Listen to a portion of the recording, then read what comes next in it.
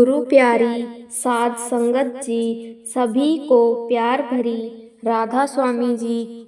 साध संगत जी, हमें अक्सर इस बात का विशेष ध्यान रखना चाहिए जी। जब भी कोई सेवा पर जाना चाहता है तो हमें उसे कभी सेवा पर जाने से नहीं रोकना चाहिए। अगर हम घर वालों को सेवा पर जाने से रोकते हैं तो उन्हें उसका भार भी उठाना पड़ता है, क्योंकि गुरु घर से तो सेवा करने का हुक्म आ गया था। मालिक ने तो अपनी तरफ से हमें सेवा करने का हुक्म दे दिया था, लेकिन अगर हम उसे ठुकरा देते हैं तो इसमें हमारी तरफ से कमी है जी। गुरु की तरफ से कोई कमी नहीं है। और अगर हम खुद भी सेवा पर नहीं जाते हैं और अपने घर वालों में से किसी को भी सेवा पर जाने से रोकते हैं, यानी उन्हें भी सेवा पर जाने से रोकते हैं, तो उसका भार हमें चुकाना पड़ता है, क्योंकि गुरु घर की सेवा ऐसे ही किसी को नहीं मिल जाती है। जिनके बहुत अच्छे कर्म होते हैं, जिन्होंने कुछ न कुछ कमाई की होती है, वह सतगुरु वह कुल मालिक उस अभ्यासी को ही सेवा करने का हुक्म देता है। मालिक खुश होकर सेवा का निमंत्रण उसके पास भेजता है। संगत जी, नहीं तो हम देख सकते हैं कि कुछ संगत ऐसी है जिन्हें चाहकर भी सेवा नहीं मिल पाती। वह सेवा करने का अवसर ढूंढते हैं, लेकिन किसी कारणवश उन्हें सेवा नहीं मिल पाती, क्योंकि गुरु घर की सेवा जिनके बहुत श्रेष्ठ कर्म होते हैं उन्हीं को सेवा मिलती है। और यह बात वाणी में भी फरमाई गई है कि बिना कर्मों के सत्संग नहीं मिलता, बिना कर्मों के सेवा भी नहीं मिलती। जिस पर उस कुल मालिक की अत्यंत दया महर होती है, जिसे वह अपने साथ मिलाना चाहता है, उसी को सेवा करने का अवसर देता है। साध संगत जी, एक सत्संगी परिवार जो कि उत्तर प्रदेश के कानपुर में रहता है और वहाँ पर उनका कपड़े का कारोबार है। उनका बिजनेस बहुत अच्छा चल रहा है, लेकिन कुछ वर्ष पहले उनका बिजनेस ठीक ठाक था। हम कह सकते हैं ना ही इतना बड़ा और ना ही इतना छोटा था, लेकिन फिर भी उस समय उन्हें किसी चीज़ की कमी भी नहीं हुई थी। उनका बिजनेस अच्छा चलता था। वह उस समय सेवा का कोई अवसर भी नहीं छोड़ते थे। हफ्ते में एक बार गुरु घर की सेवा जरूर लगाते थे और उनका सेवा की तरफ ध्यान था, और उस समय उन्हें नामदान की बख्शिश भी हुई थी। उसके बाद उन्होंने रूहानियत की तरफ ध्यान देना शुरू कर दिया था। वह सेवा पर जाने लगे थे तो ऐसे ही धीरे धीरे उनका बिजनेस भी अच्छा चलने लगा। पहले उनकी वहाँ पर एक दुकान थी, लेकिन सतगुरु के दया महर से उन्होंने अपनी दूसरी दुकान भी वहाँ पर खड़ी कर ली, और ऐसे ही सतगुरु की कृपा से उनकी वहाँ पर 4 दुकानें हो गई। मालिक की उन पर बहुत कृपा हो गई। तो साध संगत जी, जब इस संसार में हमारे पास जरूरत से ज़्यादा चीज़ें हमें मिल जाती है तो हमारा ध्यान अपने आप ही परमार्थ से हट जाता है और हम इस संसार की मोह माया में पड़ जाते हैं। उसमें इतना व्यस्त हो जाते हैं कि तब हमारे पास मालिक के लिए समय ही नहीं निकल पाता और हमारा ध्यान उस तरफ से हट जाता है। साध संगत जी, ऐसा ही उनके साथ भी हुआ। जब उनका बिजनेस अच्छा चल पड़ा, जहाँ पर वह हफ्ते में एक सेवा जरूर लगाते थे, अब वह महीने में एक बार जाने लगे। जैसे जैसे उनका बिजनेस बढ़ता गया, उनका ध्यान परमार्थ की तरफ से कम होता गया। तो एक समय ऐसा भी आया जब उन्होंने सेवा पर जाना ही बंद कर दिया, और जब उनसे पूछा गया कि आप सेवा पर क्यों नहीं आते, तो उस समय यही जवाब दिया कि अब बिजनेस से ही फुर्सत नहीं मिल पाती, काम ही इतना होता होता है कि चाहकर भी मैं सेवा के लिए समय नहीं निकाल पाता। तो जब उन्होंने सेवा पर जाना बंद कर दिया तो एक दिन उनके घर कुछ सत्संगी सेवादार सेवा के लिए कहने आए कि हमारे सत्संग घर से डेरे सेवा जा रही है, आपके परिवार से भी किसी न किसी को हमारे साथ चलना पड़ेगा, क्योंकि सेवादारों की कमी हो गई है। तो आपको भी अपना नाम सेवा की सूची में लिखाना होगा। लेकिन उन्होंने उस समय ही जवाब दे दिया।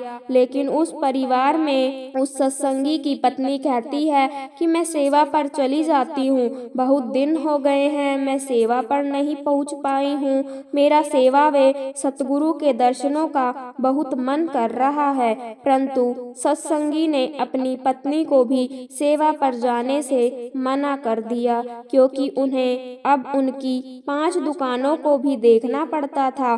तो किसी न किसी दुकान को पर बैठना भी पड़ता था, जैसे कि घर में सभी की ड्यूटी लग गई हो, इतने से इतने बजे तक आपको दुकान पर बैठना है और काम करना है। इसी कारण उसने अपनी पत्नी को सेवा पर जाने से रोका और काम पर ध्यान देने को कहा। जब वह अपने पति के कहने पर सेवा पर नहीं गई तो उसे इस बात का बहुत दुख हुआ और सोचने लगी कि पहले मैं सेवा पर जाया करती थी, संगत के साथ मिलकर सेवा किया करती थी, कितना आनंद आता था। लेकिन जब से इस काम में पड़ी हूँ तब से मुझे ना तो अपने लिए ही समय मिल पा रहा है और ना ही सेवा के लिए जा पाती हूँ।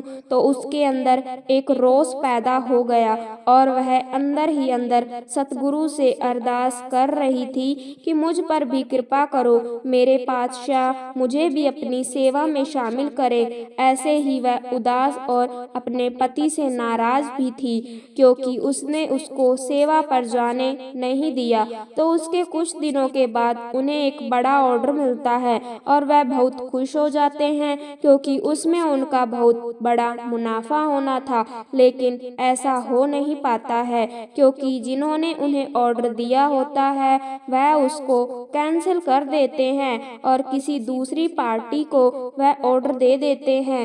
और जब वह इसकी बात उनसे करते हैं तो वह इसकी कोई खास वजह भी नहीं बताते और ऑर्डर कैंसिल कर किसी दूसरे को दे देते हैं। अब अपने साथ ऐसा हुआ देखकर वह दुखी होते हैं कि इतना बड़ा ऑर्डर मिला था और कैंसिल हो गया, ऐसा कैसे हो गया, ऐसा तो हमारे साथ कभी नहीं हुआ। लोग हम पर विश्वास करते हैं। संगत जी, वह सत्संगी जिसकी दुकानें होती है वह परेशान हो जाता है और दुखी होकर घर लौटता है। जब उसकी पत्नी उसे परेशान देखती है तो वह अपने पति के पास जाकर बैठ जाती है और उसकी परेशानी का कारण पूछती है। तो वह कहता है कि मुझे एक बड़ा ऑर्डर मिला था और पता नहीं वह कैंसिल कर दिया गया है। इसकी बात की मुझे हैरानी हो रही है और दूसरी बात यह है कि ऑर्डर कैंसिल करके मेरे साथ इस शहर में जो दूसरी दुकान है उसको दे दिया गया है। उसकी पत्नी पूरी बात सुनकर सतगुरु का यह इशारा समझ में जाती है और पति को समझाते हुए कहती है कि हमारे साथ ऐसा क्यों हुआ। वह बताती है कि कुछ दिन पहले मुझे सेवा का हुक्म हुआ था और आपने मुझे सेवा पर जाने से मना कर दिया, लेकिन मेरे अंदर मन में से जाने की तड़प थी। तो शायद इसीलिए सतगुरु हमें इशारा दे रहे हैं कि भाई, दुनिया के काम काजों में इतने भी मस्त ना हो जाओ कि परमार्थ को भी भूल जाओ। ठीक है कि हमें संसार के काम काज भी करने जरूरी है, लेकिन हमें इतना भी व्यस्त नहीं होना है कि हमें अपने गुरु के लिए ही समय ना निकाल पाए। इसीलिए सतगुरु ने हमें यह इशारा दिया है और वह अपने पति से कहती है कि आप पहले हफ्ते में एक सेवा जरूर लगा लेते थे, लेकिन काम में ज्यादा व्यस्त रहने की वजह से आपने सेवा में जाना बिल्कुल ही बंद कर दिया है। जबकि पहले सेवा पर जाते थे तब भी हमारा बिजनेस अच्छा चलता था, हमें किसी भी चीज की कमी नहीं होती थी। सतगुरु ने भी हमें किसी चीज की कोई कमी नहीं होने दी। लोग हमारे घर आकर हमें ऑर्डर दे जाया करते थे, लेकिन जब आपने सेवा पर जाना बिल्कुल ही बंद कर दिया, वह भी इसीलिए कि आप पर बहुत काम पड़ने लगा है और आप काम में व्यस्त रहने लगे हैं। तो जब आपके साथ ऐसा हुआ और फिर सतगुरु ने हमारे घर सेवादारों के रूप में आकर हमें सेवा पर आने का निमंत्रण दिया, तो हमने वह भी ठुकरा दिया। इसीलिए हमारे साथ ऐसा हुआ है। सतगुरु हमें यह समझाना चाहते हैं कि भाई, हमें धन दौलत से इतना प्यार नहीं करना चाहिए जो हमसे हमारी सेवा ही छीन ले, जो हमसे हमारा सत्संग ही छीन ले। और जब ऐसा होने लग जाए तो हमें सावधान हो जाना चाहिए, क्योंकि यह हमारा मन ही है जो हमारे साथ खेल खेल रहा है और हमें इस दुनिया में फंसाने की कोशिश कर रहा है। इसीलिए तो अक्सर सतगुरु फरमाते हैं कि भाई, रोज भजन बंदगी में बैठा करो ताकि रोज मालिक की याद आए और आपके अंदर उसकी याद हमेशा बनी रहे, ताकि हम उसे भूल ना पाए। जो नाम की कमाई करते हैं उन्हें वह मालिक इस संसार में किसी चीज की कमी नहीं आने देता और इस माया मोह में फंसने नहीं देता। साथ संगत जी, हम नाम की कमाई करेंगे तो वह मालिक हमारा स्वार्थ भी बना देगा और परमार्थ भी बना देगा, क्योंकि हम जो दुनिया के काम काज करते हैं वह हमारे लेखे में नहीं लिखे जाएंगे, लेकिन जो हम परमार्थ के रास्ते पर चलेंगे और सेवा सिमरन करेंगे तो वही हमारे लेखे में लिखा जाएगा। तो साथ संगत जी, आज से ही यह प्रण ले कि हमें परमार्थ को समय देना है और भजन सिमरन को पूरा पूरा टाइम देना है। साथ संगत जी, आगे हम समझेंगे कि हमें ज्यादा क्यों नहीं बोलना चाहिए, क्योंकि बाबा जी भी कहते हैं ज्यादा बोलने से आपकी शक्ति कम होती है और आपका ख्याल दुनिया में फैलता है। साथ संगत जी, ज्यादा बोलने से बेहतर क्यों होता है चुप रहना। जाने कैसे यह आपकी एनर्जी को बचाता है। Silence is powerful. ज्यादा बोलने से आप अक्सर ओवर शेयरिंग पर आ जाते हैं, यानी आप लोगों को वह सब बताने लग जाते हैं जिसे जानना उनके लिए जरूरी नहीं था। ओवर शेयरिंग से आप अपनी एनर्जी लीक करते हैं। यही कारण है कि मौन का खास महत्व है। कम बोलने वाले लोग अपनी एनर्जी सही चीज के लिए बचाकर रखते हैं और इसे प्रभावित होने से भी रोकते हैं।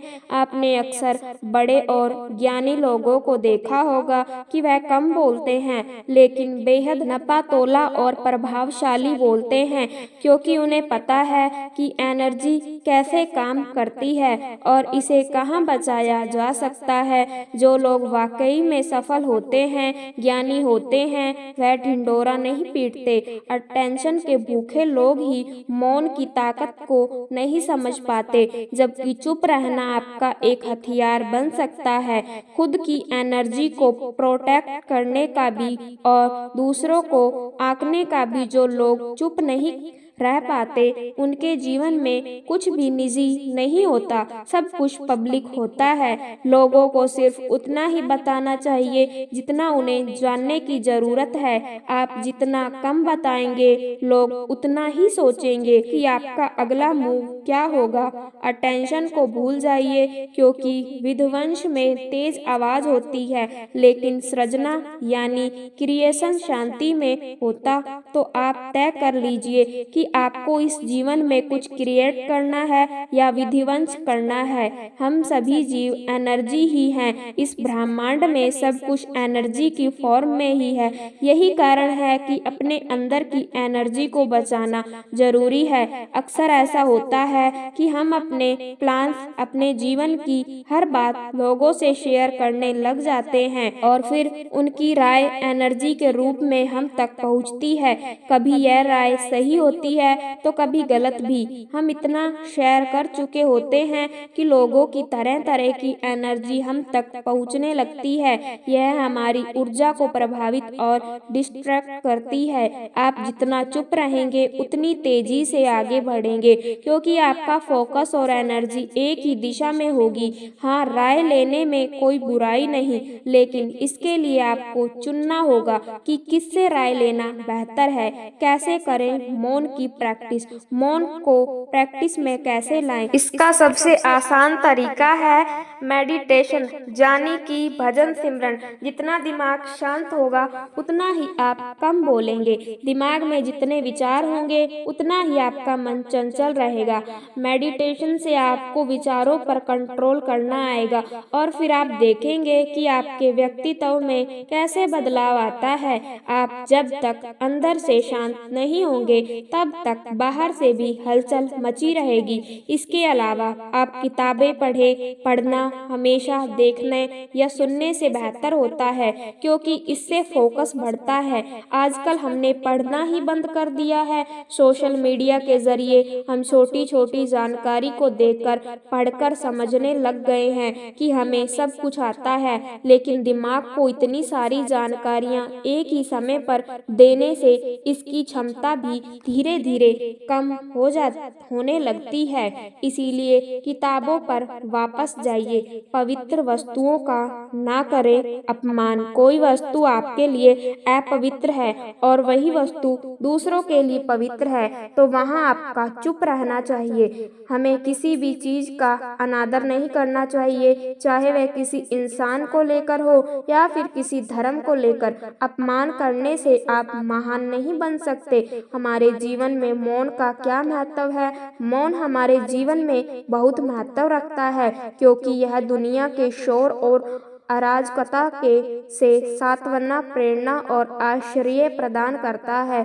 यह आत्मचिंतन, आंतरिक शांति, स्वयं और दूसरों के साथ गहरे संबंध का अवसर प्रदान करता है। मौन हमें स्पष्टता पाने, ज्ञान प्राप्त करने और अपने अंदरतम विचारों और भावनाओं को समझने की अनुमति देता है। मौन उपचार में कैसे योगदान दे सकता है? मौन में गहन उपचार शक्ति होती है। यह आत्मनिरीक्षण के लिए जगह प्रदान करता है, जिससे हमें भावनाओं को संसाधित करने, घावों से ठीक होने और आंतरिक शांति पाने की अनुमति मिलती है। मौन एक बैच मन को शांत कर सकता है, टूटे हुए दिल को शांत कर सकता है और भावनात्मक और मानसिक कल्याण के लिए अभ्यारण्य प्रदान कर सकता है। यह हमें अपनी आंतरिक आवाज सुनने और सद्भाव और संतुलन की भावना पैदा करने की अनुमति देता है। क्या मौन रहने से रिश्ते बेहतर हो सकते हैं? हाँ, रिश्ते में चुप्पी एक महत्वपूर्ण भूमिका निभाती है। यह गहराई से सुनने, समझने और सहानुभूति के लिए जगह बनाता है। मौन हमें वास्तव में दूसरों के शब्दों और भावनाओं को सुनने और उनकी सराहना करने की अनुमति देता है। यह संबंध अंतरंगता और सम्मान की भावना को बढ़ावा दे सकता है, जिससे रिश्ते पनप सकते हैं और मजबूत हो सकते हैं। शोर भरी दुनिया में कोई मौन कैसे अपना सकता है? शोर भरी दुनिया में मौन को अपनाने के लिए जानबूझकर प्रयास की आवश्यकता होती है। इसमें अराजकता के बीच स्थिरता और शांति के क्षणों को उकेरना शामिल है। यह ध्यान, माइंडफुल और प्रतिबिंब के लिए शांत स्थान बनाने जैसी प्रथाओं के माध्यम से किया जा सकता है। प्रौद्योगिकी के साथ सीमाएं निर्धारित करने और प्रकृति को अपनाने से मौन और आंतरिक शांति के अवसर पैदा करने में भी मदद मिल सकती है। क्या आत्म खोज के लिए मौन महत्वपूर्ण है? बिल्कुल, मौन आत्म खोज का एक शक्तिशाली उपकरण है। यह हमें हमें अपने भीतर गहराई से उतरने, अपने विचारों, भावनाओं और इच्छाओं का पता लगाने की अनुमति देता है। मौन की शांति में हम अंतर्दृष्टि प्राप्त कर सकते हैं, स्पष्टता पा सकते हैं और अपने वास्तविक स्वरूप को उजागर कर सकते हैं। मौन आत्मनिरीक्षण और आत्मचिंतन के लिए जगह प्रदान करता है, जो हमें आत्म खोज और व्यक्तिगत विकास की यात्रा पर ले जाता है। मौन को अपने दैनिक जीवन में कैसे शामिल कर सकता हूँ? मौन को अपने दैनिक जीवन में शामिल करने के कई तरीके हैं। आप प्रत्येक दिन शांत चिंतन, मनन या जर्नलिंग के लिए कुछ मिनट अलग रखकर शुरुआत कर सकते हैं। प्रौद्योगिकी से अलग होना, प्रकृति में समय बिताना और निर्दिष्ट शांत स्थान बनाना भी आपको मौन के क्षण विकसित करने में मदद कर सकता है। इन प्रथाओं को प्राथमिकता देकर और अपनाकर आप मौन की परिवर्तनकारी शक्ति को अपनी दैनिक दिनचर्या में आमंत्रित कर सकते हैं। जैसे जरूरत से ज्यादा बारिश हो जाए, फिर धूप दोनों ही दिक्कत देती है, उसी तरह अनावश्यक बोलने से भी काफी नुकसान होता है। अगर आपको कहीं चुप रहने से आर्थिक लाभ हो रहा है, तो वहाँ चुप रहने से कोई समस्या नहीं है। बिना तथ्य के ना बोले। अगर आपके पास कोई तथ्य नहीं है, तो वहाँ चुप रहने में ही भलाई है। चुप बैठने से दिमाग में नई कोशिकाओं का निर्माण होता है और इससे ज्ञान की वृद्धि होती है। बोलने में भलाई वही है जहां आपको किसी चीज के बारे में पूरा ज्ञान हो, शब्दों से ना पहुँचे ठेस। अगर आपके शब्द किसी को मानसिक ठेस पहुंचा रहे हैं, तो वहां चुप हो जाना चाहिए। कमजोर व्यक्ति के बारे में कुछ भी बोलकर आप महान नहीं बन सकते। महान आप किसी कमजोर का साथ देने में बनेंगे। क्रोध में रहे। चुप रहना आदर या सम्मान देने की निशानी होती है। इससे ना कोई छोटा होता है और ना ही बड़ा। अगर आपको क्रोध आ रहा है, तो आप या तो वहां से किसी का अनादर किए बिना चले जाएं, या फिर चुप रहें। क्रोध करने से आपके रिश्ते खराब होंगे। क्रोध करने से हमेशा क्रोध करने वाले व्यक्ति का ही बुरा होता है। मुद्दे से आपका कोई संबंध ना हो। अगर आपका किसी मुद्दे से कोई संबंध ना हो, तो वहां आपका चुप रहना बनता है। बिना किसी वजह अगर आप दूसरों के मुद्दों पर बोलेंगे, तो यह आपके लिए अनिष्टकारी रहेगा।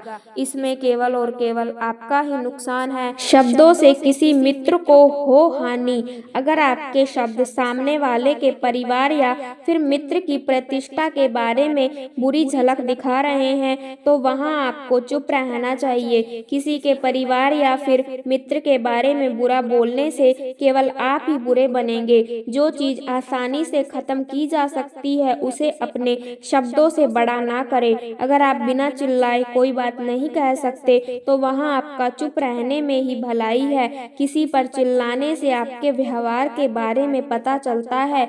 ज्यादा बोलने से चीजें हमेशा खराब ही होती जाती है। किसी के बारे में ना बोले। नीति शास्त्र के अनुसार जो अपने मुंह को बंद रखता है और बुद्धि से काम करता है, वही इंसान समझदार होता है। बिना जरूरत के बोलना, किसी के बारे में बोलना, किसी के बीच में बोलना, यह गलत है। कभी कभी हमारे लिए बुद्धिमानी इसी में होती है कि हम अपना मुंह गलत जगह ना खोलें और चुप रहें। कभी कभी दोस्तों के साथ जब हम मजाक करते हैं, तो ध्यान रहे कि आपके शब्दों में किसी का अनादर ना हो। मजाक को भी हमेशा शब्दों के मायने में ही रखें। जहाँ किसी को शब्दों से चोट लगे, वहाँ चुप हो जाएं। ज्यादा बोलने से हमेशा नुकसान होता है। किसी और की प्रतिष्ठा को ना पहुँचाएं हानि। यदि आपके शब्दों से किसी और की प्रतिष्ठा को ठेस पहुँच रही है, तो वहाँ आपको चुप हो जाना चाहिए। जब कोई व्यक्ति आपके सामने नहीं है, तो आप उस व्यक्ति के बारे में बुरे शब्द किसी तीसरे व्यक्ति के सामने नहीं बोले। अक्सर इंसान मौन की शक्ति से अनजान रहता है, जबकि यह शक्ति आपको सफलता की ओर ले जा सकती है। इस शक्ति का इस्तेमाल करके आप बाहर की ध्वनियों को अनसुना कर सकते हैं और अपने लक्ष्य और को और आगे बढ़ा सकते हैं। कुछ लोगों के लिए चुप्पी असहज और डरावना अनुभव है, लेकिन आप अपना नजरिया बदल कर देखिए, आपको एहसास होगा कि चुप्पी में आप अपने अंदर की आवाज सुन पाते हैं और अपने लक्ष्य की ओर ध्यान केंद्रित कर सकते हैं। चुप रहना एक ऐसी शक्ति है जिसकी सहायता से हम किसी बात को गहराई से समझ सकते हैं और अपनी कार्य में ऊर्जा बढ़ा सकते हैं। क्या आपको मालूम है कि जब हम चुप रहते हैं तब हम अच्छे से निर्णय ले पाते हैं और हम अपना ध्यान अपने लक्ष्य पर लगा पाते हैं। आपने खुद भी महसूस किया होगा, जब कभी भी आप शांत रहते हैं तो उस समय आपको निर्णय लेने में ज्यादा दिक्कत नहीं होती होगी। आजकल के तनाव भरे माहौल में हर किसी को अपनी आत्मिक शक्ति इस्तेमाल करने में दिक्कत हो रही है। यदि आप आध्यात्मिक शक्ति इस्तेमाल करना चाहते हैं तो सबसे बड़ी शक्ति जो है चुप्पी, इसका इस्तेमाल करना सीखें। जरूरी नहीं है कि हर वक्त हम बोलकर ही अपना काम कर सकते हैं। कुछ निर्णय आप शांत रहकर भी अच्छे से ले पाएंगे। अक्सर आपने देखा होगा, जो भी आज महान हस्ती है वह बोलते कम और कार्य ज्यादा करते हैं। इसका मुख्य कारण यह है कि वह अपने आसपास शांति बनाए रखते हैं, जिसकी वजह से वह अपने लक्ष्य पर ध्यान दे पाते हैं और सफल व्यक्ति बन जाते हैं। जो लोग नकारात्मक विचार रखते हैं वहाँ अक्सर छोटी सी दिक्कत होने से भी परेशानी हो जाती है।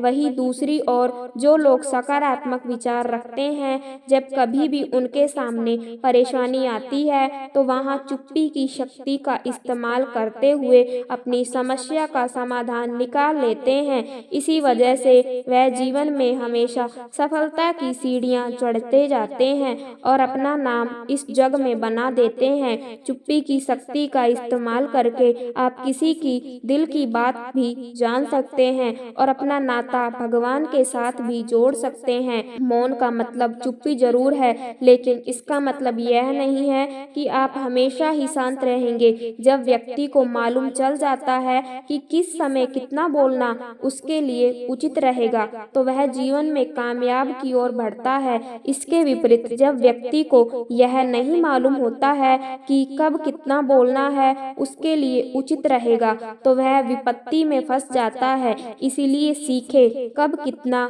कहाँ बोलना उचित रहेगा।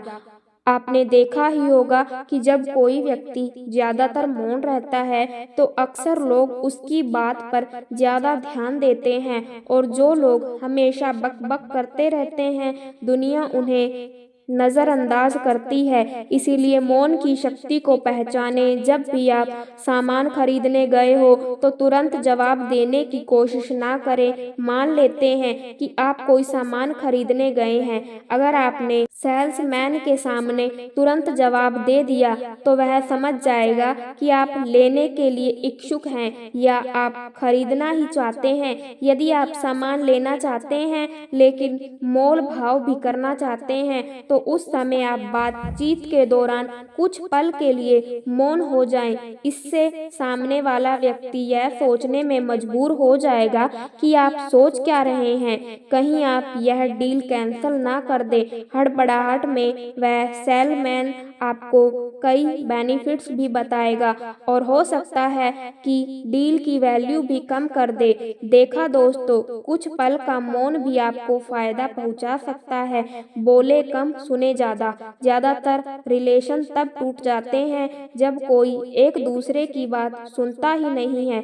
यदि आप भी ऐसे हैं तो आज से ही अपने बिहेवियर में चेंज लाएं। जब आप सामने वाले व्यक्ति की बात ध्यान से सुनेंगे तो वह भी आपकी बात पर ध्यान देगा और इसी वजह से आप दोनों का रिश्ता मजबूत बनेगा। उचित उत्तर पाए। कुछ लोगों की आदत होती है कि वह एक प्रश्न पूछने के बाद तुरंत दूसरा प्रश्न पूछ लेते हैं, जबकि एक प्रश्न पूछने के बाद कुछ समय के लिए मौन हो जाना चाहिए ताकि आप सामने वाले व्यक्ति की राय जान पाएं। आप ही राय दे देंगे तो आप सामने वाले का नजरिया कभी नहीं समझ पाएंगे।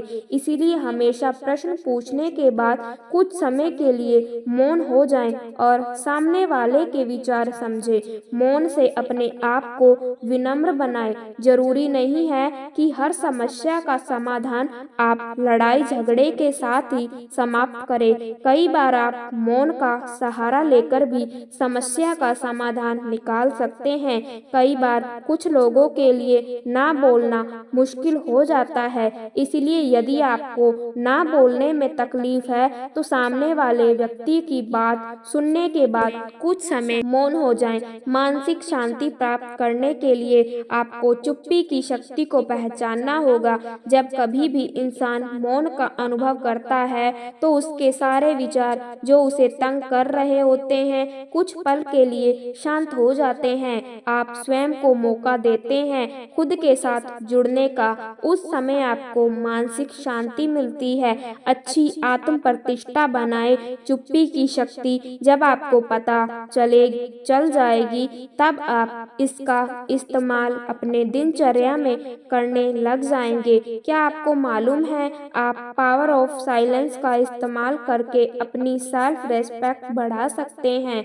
जी हाँ, जब इंसान अपने अंदर की आवाज़ सुनता है तो उसे समझ आता है कि कौन से कार्य में उसे ज़्यादा वक्त देना चाहिए। जब आप अपनी दिक्कतों को दूर करते हुए अपने लक्ष्य की ओर जाते हैं तब आपकी आत्म प्रतिष्ठा बढ़ती है। जब आप मौन रहते हैं तब आपके विचार आप खुद समझ पाते हैं, जिसकी वजह से आपकी विचार शक्ति बढ़ती है। जब आप मौन रहते हैं तब आपके विचार आप खुद समझ पाते हैं, जिसकी वजह से आपकी विचार शक्ति बढ़ती है। मन शांत होने की वजह से अंदर की उथल पुथल इंसान खुद समझ पाता है, जिसके कारण वह अपने सभी समस्याओं का निवारण कर पाता है और अपने विचार सही जगह ले जा पाता है। मौन की शक्ति का इस्तेमाल बड़ा इंसान बनने के लिए आप कर सकते हैं। जब इंसान को मन की शक्ति का अंदाजा लग जाता है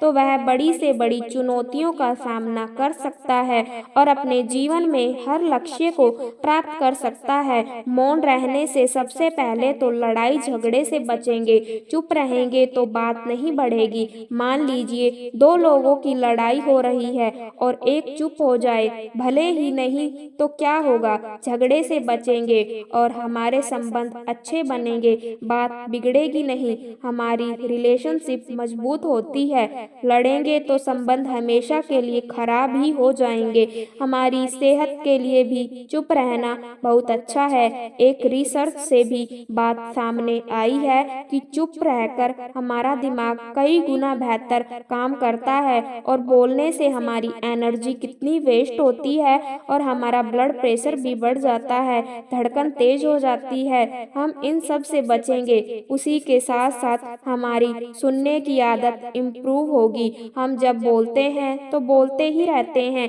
जबकि हमारी कम्युनिकेशन स्किल में जरूरी होता है सुनना बहुत जरूरी होता है। तो हम सुनेंगे भी तो दूसरे पर अच्छा असर होगा कि देखो यह मेरी बात बहुत ध्यान से सुनता है, लोग हमें पसंद करेंगे। हम अपने लक्ष्य को पा सकते हैं, अपने सपने तक भी पहुंच सकते हैं। ज्यादा बोलकर हम अपने लक्ष्य की ओर केंद्रित नहीं हो पाते।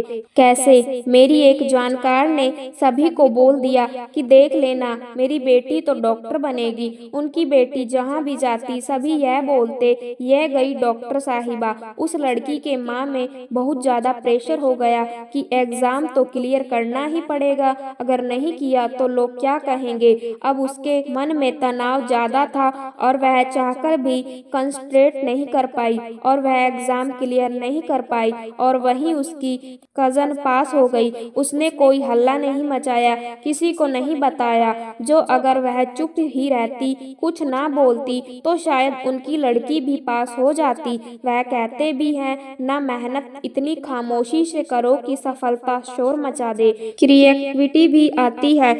चुप रहकर मान लो कुछ समझ नहीं आ रहा हो तो बजाय इधर उधर बोलने के चुपचाप बैठ जाने से बहुत फर्क पड़ता है। जितना हम शांत होकर चुपचाप से अपने आप से बैठकर सोचेंगे उतने ही आइडियाज भी आएंगे और नए नए आइडिया भी आते हैं।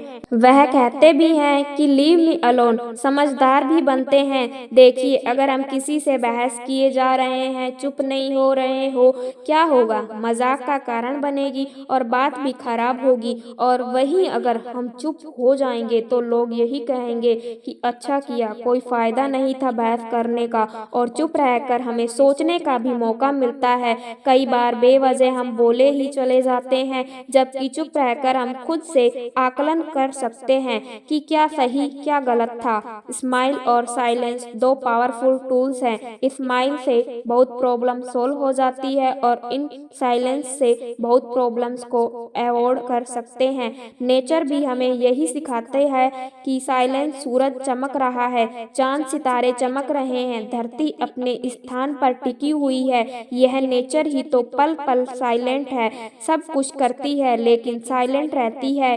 कभी सूरज यह कहकर जतलाता नहीं कि देखो मैंने तुम्हें हिंट दी, मैंने तुम्हें एनर्जी दी, मैंने तुम्हें रोशनी दी, मेरी वजह से तुम्हारा जीवन है, मैं ना हूँ तो तुम मर जाओ, यह सूरज कभी नहीं कहता। हम लोग बोलते रहते हैं देखो मैंने तुम्हारे लिए ऐसा किया, मैंने तुम्हारे लिए वैसा किया, इस तरह से हम जतलाते रहते हैं, पर कुदरत कभी नहीं जतलाती। नेचर से हम यही चीज अपडेट करते हैं, हम भी इसी साइलेंस में जाने की कोशिश करते हैं। देखो रात को हम नींद में क्या करते हैं? नींद भी एक ऐसी अवस्था है जहाँ पर हम सब कुछ छोड़ देते हैं और साइलेंस में उतर जाते हैं। अगर रात को भी आपके दिमाग में बहुत सारे विचार चल रहे हो, कोई टेंशन दिमाग में हो, तो आप देखते हैं कि नींद आनी मुश्किल हो जाती है, नींद नहीं आती। अनिद्रा की बीमारी जिसे कहते हैं, रात को नींद ना आना, उसका रूट कॉज यही है कि इतने ज्यादा विचार चल रहे हैं कि वह नींद के आने में बाधा डाल रहे हैं। ध्यान और नींद में बहुत थोड़ा सा फर्क है। नींद जो है उसमें अपनी कॉन्शनेंस को, अपने आप को हम भूल जाते हैं पूरी तरह से, और तब कुदरत की ऊर्जा हमारे अंदर उतरनी शुरू होती है। लेकिन और ध्यान में हम कॉन्शियस अपने विचारों के दृष्टा बन जाते हैं, अपने विचारों को शांत करके बैठ जाते हैं और उसके बाद कुदरत की ताकत हमारे अंदर आना शुरू कर देती है। आप देखिए रात के हमारे 6 से 8 घंटे की जो नींद है, उसके कारण हमारे दिन के जो 15-16 घंटे हम कितना एनर्जेटिक फील करते हैं और बाकी के समय में हम अपनी सांसारिक कार्यवाही कर सकते हैं। इसी प्रकार अगर हम थोड़ा समय अपने आप के साथ एंजॉय करना, मतलब अपने ध्यान में एंजॉय करना शुरू कर दे, जो कि कॉन्शियस हम बैठे और कॉन्शियस हम अपने विचारों को शांत कर पाएं, तो यह एक ऐसी पावरफुल स्टेट होगी जिसको नॉर्मली आप नींद में आप एंजॉय कर ही, नींद में आपको जितनी एनर्जी मिलती है, इस ध्यान से आपको कई गुना ज्यादा एनर्जी प्राप्त होगी। और उसके बाद एक बार एनर्जी आपको वह मिल जाए, you enjoy talking to everybody, you can distribute this energy.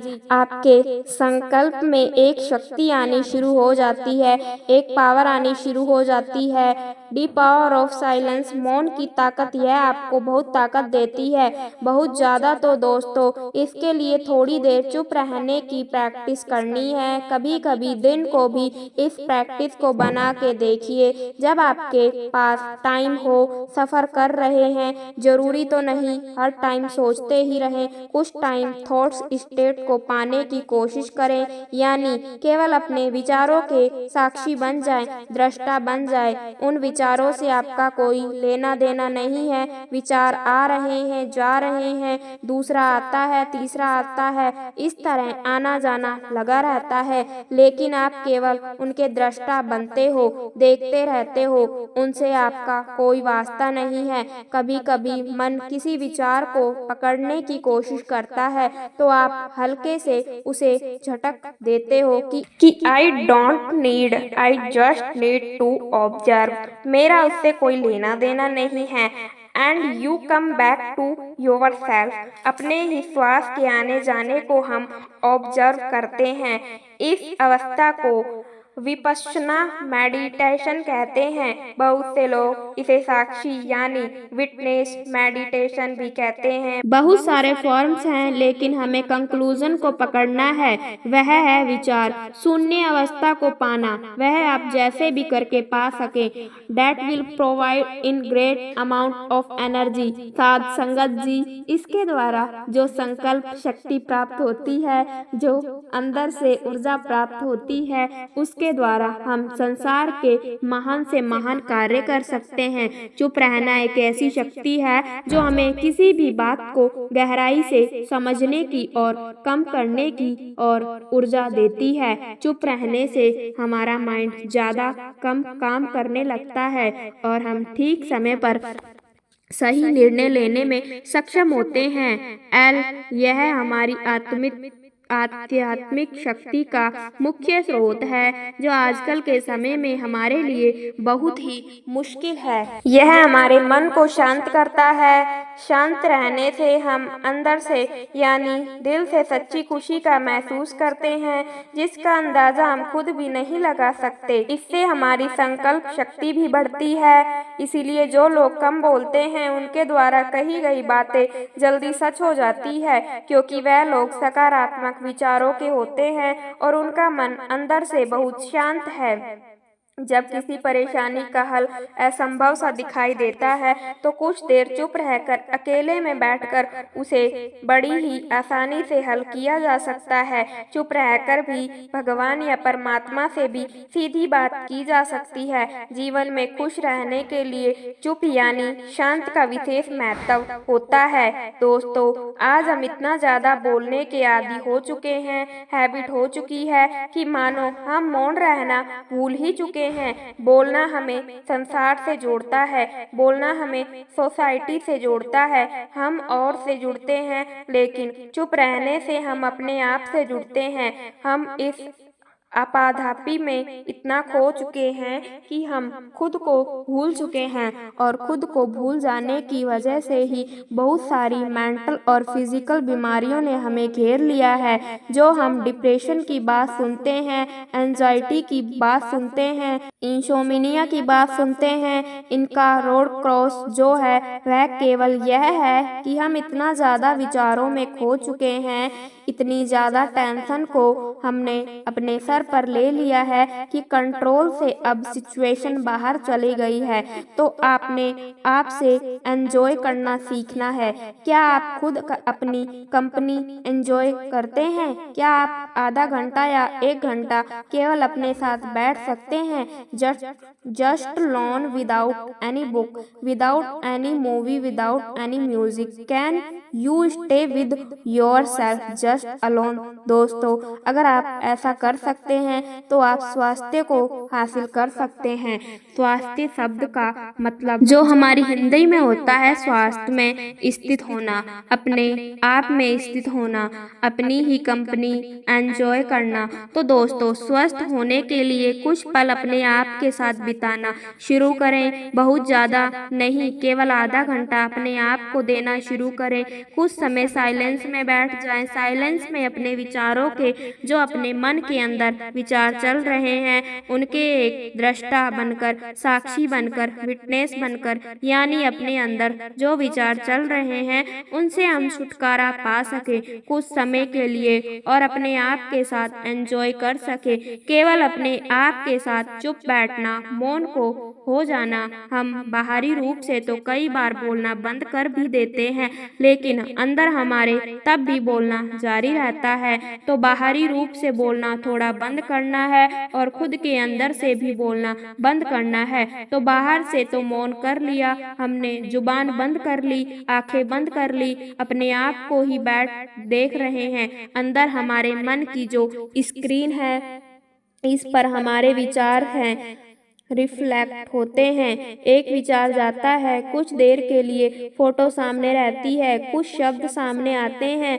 हमने किसी को कुछ कहा और थोड़ी देर बाद वह गायब हो जाते हैं। आप एक साइलेंट विटनेस बनकर उन्हें देखते रहें, जस्ट जैसे आपका इनसे कोई वास्ता नहीं है, कोई लेना देना नहीं है। थोड़े ही समय बाद आप देखेंगे कि विचार गायब होने शुरू हो गए हैं और इसी प्रकार एक साइलेंट विटनेस बनकर आप कुछ देर देखते रहे तो एक ऐसी अवस्था आती है जिसे कहते हैं शॉर्टलेस, यानी बिल्कुल विचार शून्य अवस्था। और यह अवस्था इतनी एंजॉय होती है ना, इसमें आनंद आता है, आनंद की अवस्था प्राप्त होनी शुरू हो जाती है। थोड़ा समय लगता है इस चीज की प्रैक्टिस करने में, रोज आधा घंटा 20 मिनट हम शुरुआत करके देखें। चुप रहने के लिए शांति और ध्यान करें, अपने अंदर की ताकत और कमजोरी को समझें। गहरी सांस लेने के साथ ध्यान केंद्रित करने से चुप रहने में मदद मिलती है। शांत और मौन जगह पर जाकर बैठें, जैसे कि मंदिर, ध्यान केंद्र या पार्क। अपने उद्देश्यों और सपनों की ओर ध्यान केंद्रित करें।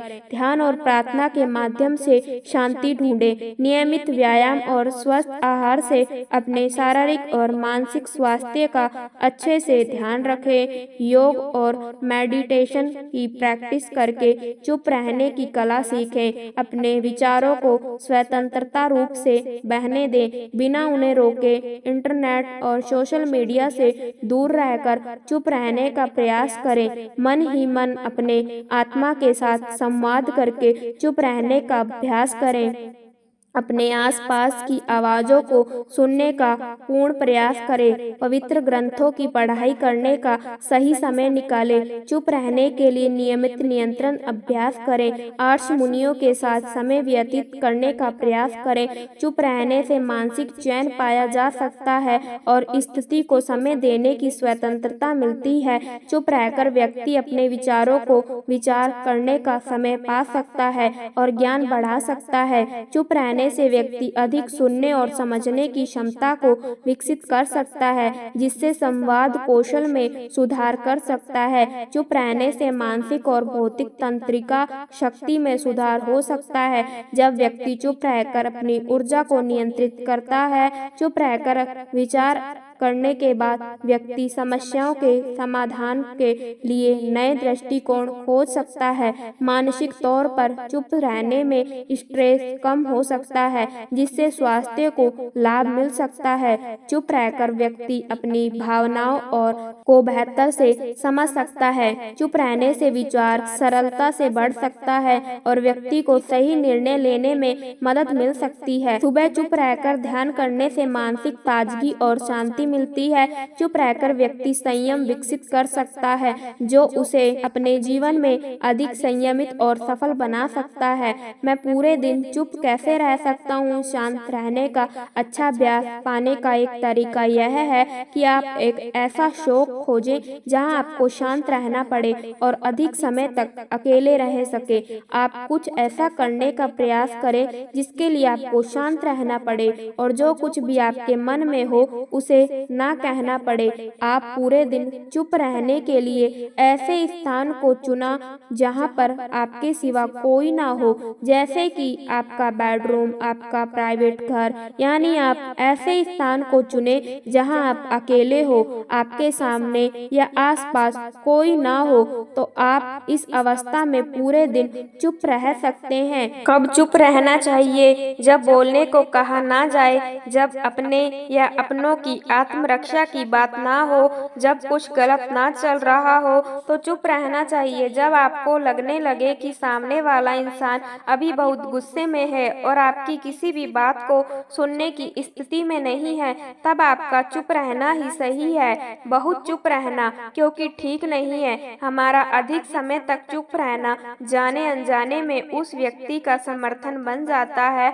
और वह अपने आप को और अधिक शक्तिशाली अनुभव करने लगता है, जो आगे चलकर बड़े टकराव का कारण बन जाता है।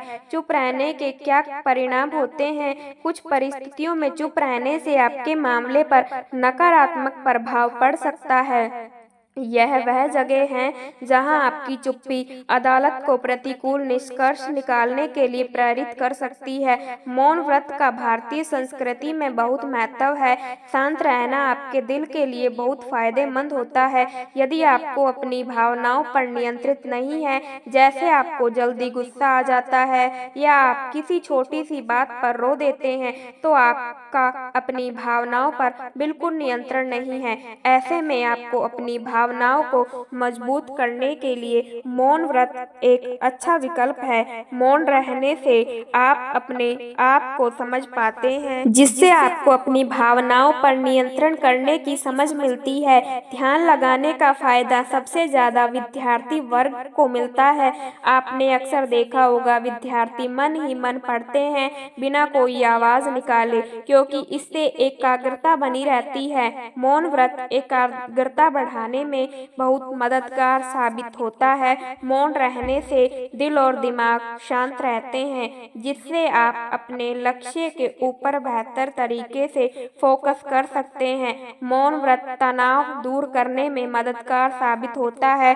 मौन व्रत रखने वाला व्यक्ति कभी तनाव में नहीं रहता, इससे दिमाग शांत रहता है। मेंटल डिसऑर्डर के मरीजों को डॉक्टर्स अक्सर मेडिटेशन करने की सलाह देते हैं। हिंदू पुराणों में भी मौन व्रत का काफी उल्लेख किया है।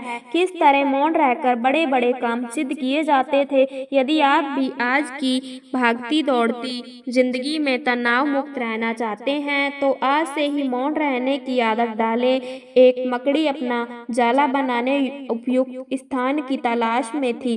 वह चाहती थी कि उसका जाला ऐसे स्थान पर हो जहां ढेर सारे कीड़े मकोड़े और मक्खियां आकर फंसे।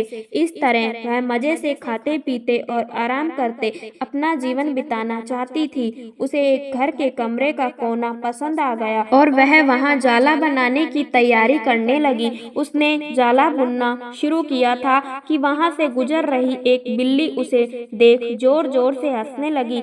मकड़ी ने जब बिल्ली से उसके हंसने का कारण पूछा, तो बिल्ली बोली, मैं तुम्हारी बेवकूफी पर हंस रही हूँ। तुम्हें दिखाई नहीं पड़ता कि यह स्थान कितना साफ सुथरा है। यहाँ ना कीड़े मकोड़े हैं, ना ही मक्खियाँ। तुम्हारे जाल में कौन फंसे? बिल्ली की बात सुनकर मकड़ी ने कमरे के उस कोने में जाला बनाने का विचार त्याग दिया और दूसरे स्थान की तलाश करने लगी। उसने घर के बरामदे से लगी एक खिड़की देखी और वह वहां जाल बुनने लगी। उसने आधा जाला बुनकर तैयार कर लिया था, तभी एक चिड़िया वहां आई और उसका मजाक उड़ाने लगी। अरे तुम्हारा दिमाग खराब हो गया है क्या, जो इस खिड़की पर जाल बुन रही हो? तेज हवा चलेगी और तुम्हारा जाला उड़ जाएगा।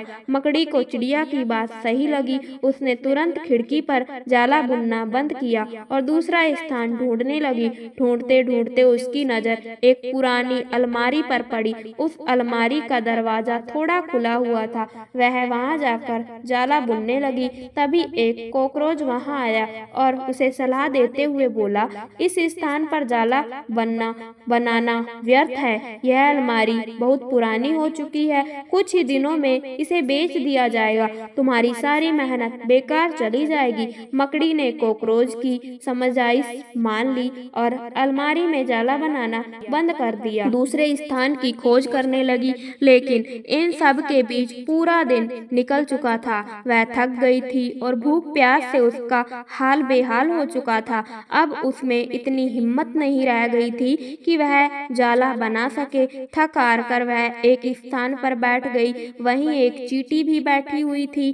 थकी हारी मकड़ी को देख चींटी बोली, मैं तुम्हें सुबह से देख रही हूँ। तुम जाला बुनना शुरू करती हो और दूसरों की बातों में आकर उसे अधूरा छोड़ देती हो। जो दूसरों की बातों में आता है उसका तुम्हारे जैसा ही हाल होता है। चींटी की बात सुनकर मकड़ी को अपनी गलती का एहसास हुआ और वह पछताने लगी। अक्सर ऐसा होता है कि हम नया काम शुरू करते हैं और नकारात्मक मानसिकता के लोग आकर हमें हतोत्साहित करने लगते हैं। वह भविष्य की परेशानियां और समस्याएं गिनाकर हमारा हौसला तोड़ते हैं कि कोशिश करते हैं। कई बार हम उनकी बातों में आकर अपना काम उस स्थिति में छोड़ देते हैं जब वह पूरा होने की कगार पर होता है और बाद में समय निकल जाने पर हम पछताते रह जाते हैं। आवश्यकता है कि जब जब भी हम कोई नया काम शुरू करें तो पूर्ण सोच विचार कर करें और उसके बाद आत्मविश्वास और दृढ़ निश्चय के साथ उस काम पर जुट जाए। काम अवश्य पूरा होगा। जीवन में सफलता प्राप्त करनी है तो लक्ष्य के प्रति ऐसा ही दृष्टिकोण रखना होगा और दूसरों की बातों पर ध्यान नहीं देना है। साथ संगत जी, आज का वीडियो यही समाप्त होता है। ऐसे ही रूहानी सत्संग साखियाँ सुनने के लिए चैनल को सब्सक्राइब जरूर करें जी और कमेंट में राधा स्वामी जरूर लिखें जी। आप सभी को प्यार भरी राधा स्वामी जी।